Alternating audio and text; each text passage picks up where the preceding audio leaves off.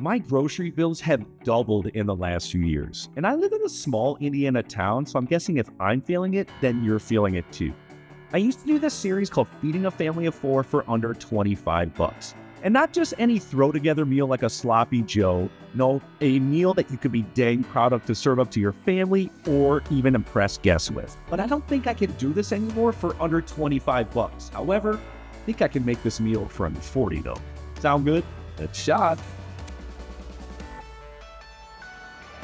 So one of the first things I like to check is the protein counter because that's going to be our biggest, most expensive purchase for the meal. Just under 10 bucks, it's about 1.75 pounds, 2 chicken breasts. I think I'll slice them in half and easily feed 4 people. And you know I love parsley in just about everything. I'm Italian, I can't help myself. If you have this in the garden, it's an absolute bonus. I'm thinking like some sort of lemon butter chicken in between maybe like a piccata and a francese just because it's cheap and it's always delicious. Now I know I said this is a kitchen staple, but I think I can squeeze this in.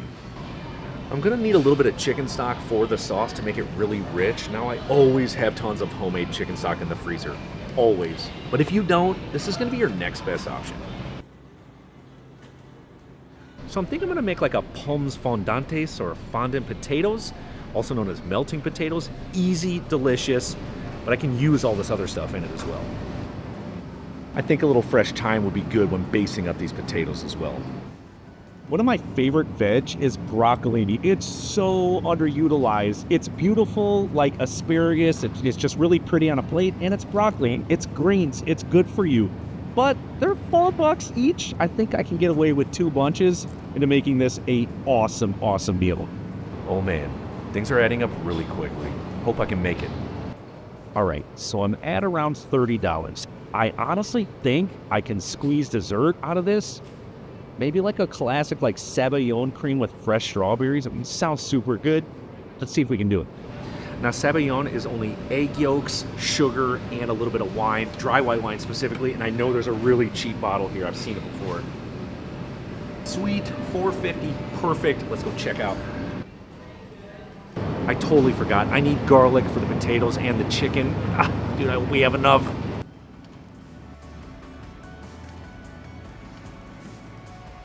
Moment of truth.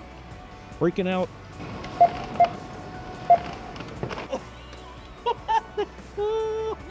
Dude, I'm not even good at math.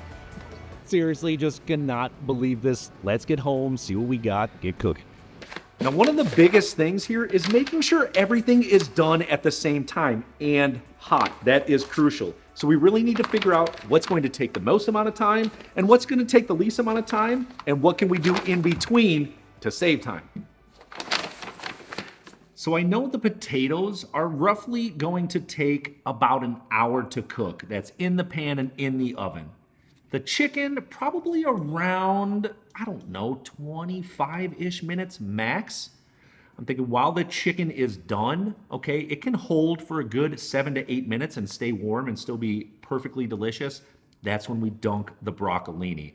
We should be finished completely with an hour to an hour and 10 minutes. However, one of the most important things right now is to prep up or mise en place, everything in its place.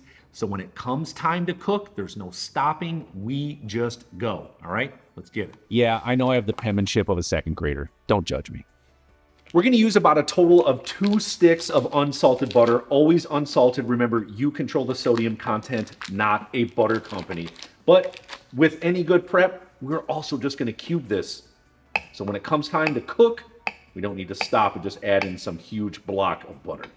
And whenever I prep up butter, I usually cut them into about 1 tablespoon size pieces. Just going to set them to the side in a container.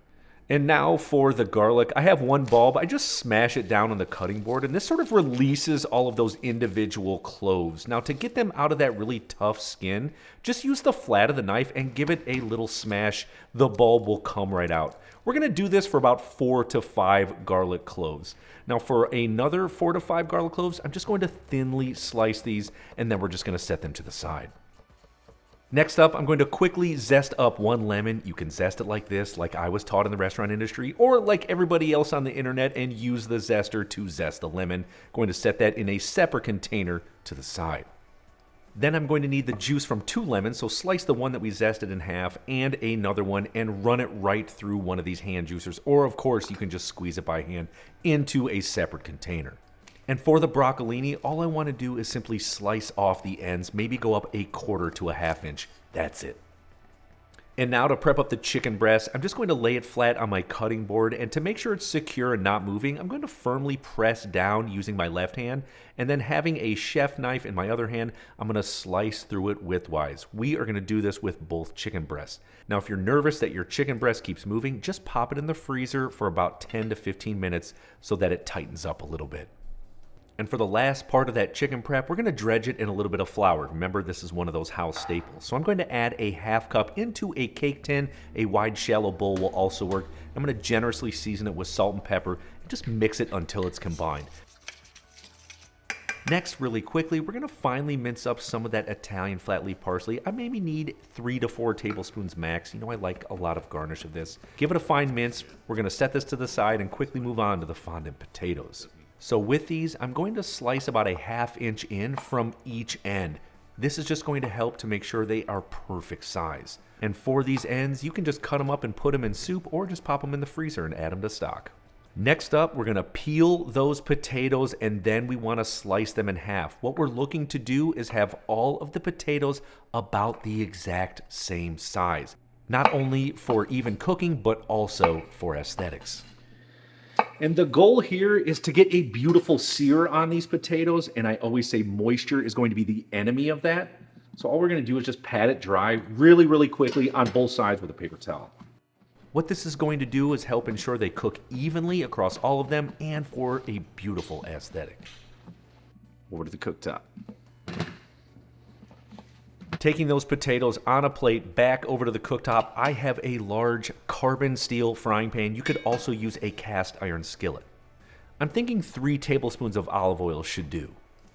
I'm going to crank the heat up to medium high and wait until it smokes lightly, just like this. Then I'm going to add in the potatoes. Be sure to give them a little room between each other so I get that sear and not a steam. I'm going to quickly season it with coarse salt and let them sit untouched for 4 to 5 minutes. Once that sliced edge in the oil starts to look real brown like this, we're going to give them a quick flip. Yes, absolutely beautiful at this point. We are going to cook them for a further 4 to 5 minutes after they're flipped over. Then, after that amount of time, let's move some of the potatoes to the other side of the pan. I want to baste them with some butter. So we're going to turn the heat down to low and add in 4 tablespoons of unsalted butter, along with 8 to 10 sprigs of thyme that we picked up, then 4 to 5 of those smashed garlic cloves. And using a large spoon, what we're going to do is start to baste each of the potatoes. This is going to help infuse flavor, as well as brown up the top even more. This is crucial to making these potatoes extra delicious. And we're just going to continue to do this for about 3 to 4 minutes. Next up, we're going to add in 1 cup of chicken stock. You could also sub veg stock, brodo, or water if that's all you have. Let's give it a generous season with coarse salt and freshly cracked black pepper. We're going in the oven on a middle rack at 450 degrees Fahrenheit. It's going to take in between 25 to 30 minutes or until they're very well browned and tender. This is perfect time to get started on our chicken. And we want to be really good stewards of our time, and boiling water can take a little bit. So we're just going to get that going now and hit it with the chicken.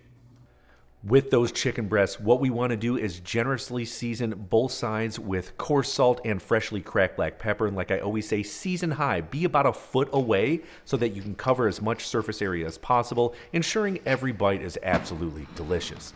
Let's bring in our flour, and what we want to do is dredge the chicken breast very well on both sides. This is going to do a couple things, help in the browning process, as well as ensure we've got a nice thicker butter sauce at the end. Pat as much flour off as possible and repeat the process until all the chicken breasts are completely coated. Let's quickly head over to our cooktop. I'm going to be using a large 12-inch nonstick skillet with enough olive oil to coat the bottom of the pan, or about 4 tablespoons. Then we're going to heat it up over medium heat for about 90 seconds to 2 minutes. I know I'm good when I add a little bit of flour and it starts to fry and doesn't burn. Let's add in our chicken breasts, spread them out across the pan so that they get a sear and not a steam. We are going to cook these for 3 to 4 minutes. Then we're going to come back and give them a quick flip. You can see they're nice and brown on that one side. Then we're going to cook them for a further 3 to 4 minutes. Don't worry if they're not completely cooked through, because we're going to reheat these a little bit in our butter, and that will finish that cooking process. After that amount of time, we're just going to set them to the side briefly on a plate. We're going to return the pan to the burner and turn the heat down to low, add in the garlic, and cook it for maybe 1 to 2 minutes, or until it becomes very aromatic and maybe lightly browned like this. We're next going to add in 1.5 cups of chicken stock. I'm telling you that one box is going to go a long way. And we are going to crank the heat up to high and cook this for 4 to 5 minutes to reduce the amount of liquid by 1/2 or about 3/4 cup. Once it reaches this stage, I'm going to add in the lemon zest and about the juice of 1 lemon, which equals about 3 to 4 tablespoons, or half of what we juiced. Next up, of course, 4 tablespoons of that unsalted butter. I'm going to stir this down over low heat, season it with a little bit of salt and pepper, and see where we're at. Now, I do want this to be a little thicker, so I'm going to boost the heat up to medium and cook it for a further 3 to 4 minutes until the sauce starts to thicken up a bit more like this. Of course, don't forget to taste it, make sure it's delicious, adjust any seasonings, then we're going to add the chicken right back to that pan and any leftover juice from that plate. We're just going to set it to the side, and this is going to be plenty of heat to bring back up the temperature of our chicken. Now let's finish the entree with cooking up the broccolini. Now, whenever I say you want to make the water as salty as the ocean, we're not drinking the liquid. We need that liquid to season up what it is we're cooking, like broccolini. We're taking it out of there.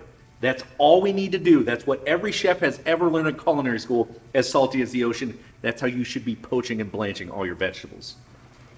Adding in both of those bunches of trimmed up broccolini. This is maybe only going to cook for 90 seconds max. That's it. And in the meantime, we're going to add a few things to this. So in a very large stainless steel pan, I'm going to turn the heat down to low and add in 4 tablespoons of unsalted butter and cook it just until it's melted. We're going to add in this garlic. Now, the trick is we don't want the butter to break. We want all those milk fats to stay intact with the water and the salt, because we want to glaze the broccolini when it's done, but we also want it hot enough to be able to cook the garlic. Now, this should be around 150, 155 degrees, and we'll still be good to go. Even if you're in the middle of stirring that garlic, what we're going to do at this stage after that 90-second period is take the broccolini out and just set it on a plate to remove as much water as possible. Really quickly, drain about half of this broccolini water off and put it right back on the burner. I've got another use for this. The garlic and butter look fantastic. Let's add our cooked broccolini in there. We're going to add on about 2 to 3 tablespoons of that lemon juice. Give it a good season of coarse salt and freshly cracked black pepper. Then, using a spoon or even a rocking motion in the pan, we want to completely coat all that broccolini in that goodness. And we're right at that 25-26 minute mark. Let's check out our potatoes, and oh my goodness, they look and smell fantastic. In fact, this whole kitchen smells incredible. Let's finish off that lemon butter chicken with a couple tablespoons of finely minced parsley. The smells, the flavors, so good. Basic techniques, few simple ingredients, you'll have delicious food. This is what you should expect when you sit down at a restaurant. But with me saying that, I want you to know, I'm not telling you not to go visit your local restaurant. You absolutely should. These guys are hurting. They need support. You should go out and support them if you want to make sure they don't fold up shop and go away. All right, what we're going to do really quick now is plate all this goodness up, but don't go anywhere after that. Remember, I told you I have a really quick, 7-minute dessert that you're going to love. So plate up, dessert time. I'm going to add on about 2 or 3 of these fondant potatoes, going to be plenty to serve up for one serving, then a nice good amount of that broccolini. Next up, of course, that lemon butter chicken, and just add on a little bit more of that garlic lemon butter sauce. Oh, so good. This looks absolutely fantastic. And don't go too far, because remember, we're going to make dessert. So while your family's eating, you can prepare the sabayon sauce, starting by slicing off that stem end of the strawberries and then just slicing them in half. Then next up, we are going to separate 4 egg yolks from the egg whites and add those yolks right to a very large metal bowl. And using a whisk, we are gonna vigorously, and I mean vigorously, whisk this, get your arm ready, for about 1 to 2 minutes or until it becomes foamy and looks just like this. I know when I can make a figure 8 and it holds shape for a second that I'm good. So at this stage, we're gonna whisk in 3/4 cup of granulated sugar, definitely one of those house staples, and then 3/4 cup of that dry white wine that we picked up. We're going to vigorously whisk this for about 10 to 15 seconds, just until incorporated. We're going back over to that half-filled broccolini pot over low to medium heat. We're gonna use it as a double boiler. This is how you use your time when cooking, my friends. We are again going to vigorously whisk this for 3 to 4 minutes. I will not judge you if you use an electric hand mixer for this. And again, once it becomes really thick and frothy, when I try to make a figure 8 like this and it holds shape, I know I'm in a good place and the sauce is to the perfect consistency. We're gonna remove it from that double boiler, add some strawberries right to a bowl, and then add on that warm Sabayon sauce. Oh, so good. To be able to serve a family of 4 a meal like this for under $40 that a restaurant should be serving up, like that's just huge. And I'm so excited to be doing this series again with you all, but most importantly, I truly hope you just find it helpful. And I hope you feel proud to be able to serve this to your friends, your family, whoever. I know this stuff is dang tasty. And if you love easy chicken recipes like this, check out my chicken salt and boca. That recipe is so good. I've got a great video. I'll see you on there. Already. It's ridiculous.